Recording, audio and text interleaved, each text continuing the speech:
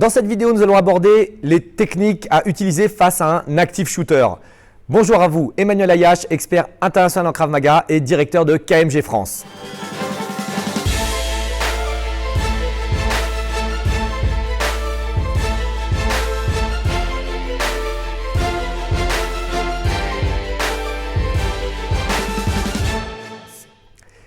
Donc, qu'est-ce qu'un active shooter?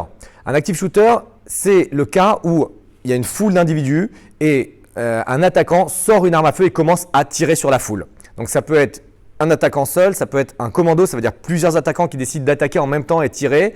Et ça peut être des attaques à l'arme longue ou des attaques à l'arme de poing.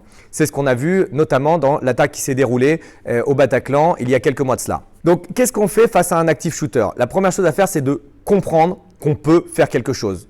Ça veut dire quoi? Ça veut dire que face à une situation de stress très intense, on a tendance à aller sur ce qu'on appelle le freezing. Ça veut dire on ne bouge plus, on ne réagit plus et on est tétanisé par la peur. Donc ça, c'est la pire des réactions à avoir. La pire des réactions à avoir, c'est de rester debout et de ne rien faire. Le Krav Maga intègre des méthodologies pour pouvoir lutter contre le freezing et permettre d'être en activité. Maintenant, quelles sont les 3 actions que vous pouvez faire face à un active shooter? La première action, c'est courir, vous enfuir. Partir de la scène, ne pas rester devant. Vous avez beaucoup plus de chances de survie à courir si on vous tire dessus plutôt qu'à rester statique et à ne pas bouger. Donc, où est-ce que vous allez courir? La recommandation que je vous fais, c'est de courir vers la sortie de secours. Bien entendu, vous allez essayer de ne pas courir vers un cul-de-sac, essayer de ne pas courir dans un coin de mur, essayez de vous enfuir vers la sortie de secours. Vous pouvez avoir repérez les sorties de secours lorsque vous êtes rentré dans la salle ou lorsque vous êtes dans un endroit et vous vous positionnez de telle manière à être proche d'une sortie de secours, ou alors si vous ne savez pas où sont les sorties de secours, vous pouvez vous mettre proche de l'entrée. Okay? Essayez, si vous rentrez dans une salle de concert, si vous rentrez dans une salle de cinéma, dans un restaurant, de ne pas vous mettre au fond du restaurant, mais de rester proche de la sortie du restaurant. Donc, votre chemin de fuite sera le même chemin que ce que vous avez fait pour arriver. Ça, c'est la première option, courir. Si vous pouvez courir avec la tête baissée, si vous pouvez courir en changeant d'axe et ne pas courir en ligne droite, c'est préférable plutôt que de courir en ligne droite. Ça permettra à l'active shooter d'avoir plus de difficultés à viser et à tirer. Il faut savoir que vous n'êtes pas la cible principale de l'active shooter. Il a 100 personnes, 200 personnes, 300 personnes devant lui. Donc, partir, pour lui, ça ne va pas lui changer grand-chose. Il ne va pas vous courser pour aller tirer. Ça, c'est la première chose. La deuxième chose, c'est vous cacher. Si vous ne pouvez pas courir, si vous ne pouvez pas vous enfuir, vous pouvez essayer de vous cacher. Essayez de vous cacher par n'importe quel moyen. Derrière un mur en béton de préférence, quelque chose qui va pouvoir impacter les balles, mais vous pouvez aussi vous cacher dans une armoire, vous pouvez aussi vous cacher dans un conduit d'aération, vous pouvez aussi vous cacher derrière des meubles. Essayez de disparaître du champ visuel de l'attaquant. Bien entendu, lorsque vous vous cachez ou lorsque vous courez, essayez de prévenir le maximum de personnes. Okay? Dites qu'il y a une attaque, dites où se trouve l'attaquant, partez, prévenez et empêchez les gens d'aller dans la direction où se déroule l'attaque. Okay? Ça, c'est la deuxième chose.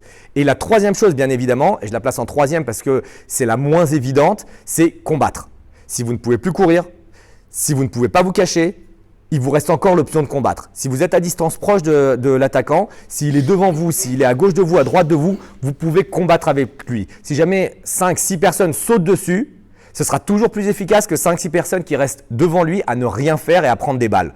Donc, il y a des techniques spécifiques, bien entendu, en Krav Maga qui sont enseignées. Elles sont plutôt à plus haut niveau, en G2, G3. Mais de temps en temps, lors de stages ou lors de séminaires, on aborde ces techniques. Il y a des techniques spécifiques sur des gens qui sont avec arme longue, sur des gens qui sont avec un pistolet et qui vous permettront de vous défendre et de donner des réponses efficaces face à ce genre de problème. Donc, rappelez-vous, courir. Je baisse ma tête, je vais vers la sortie de secours, je repère en amont les sorties de secours ou alors je me souviens de mes chemins d'arrivée. La deuxième chose, c'est me cacher de façon intelligente. Je vais dans une pièce fermée à clé si je peux, je ferme à clé et je déplace des meubles pour empêcher l'attaquant de rentrer. Encore une fois, l'attaquant n'a pas le temps, il est stressé, il est en train de faire une attaque, son but c'est de faire le maximum de morts. S'il voit une porte fermée, il ne va pas commencer à essayer d'enfoncer la porte ou de perdre du temps, il va plutôt aller chercher des cibles faciles. Donc cachez-vous, baissez la tête, éteignez la lumière, mettez vos portables en silence, ne faites plus de bruit et attendez que les choses se calment. Et la troisième chose, c'est combattre. Vous pouvez combattre dans certaines situations, dans certains cas, vous pouvez combattre et parfois combattre est beaucoup plus efficace que de ne rien faire.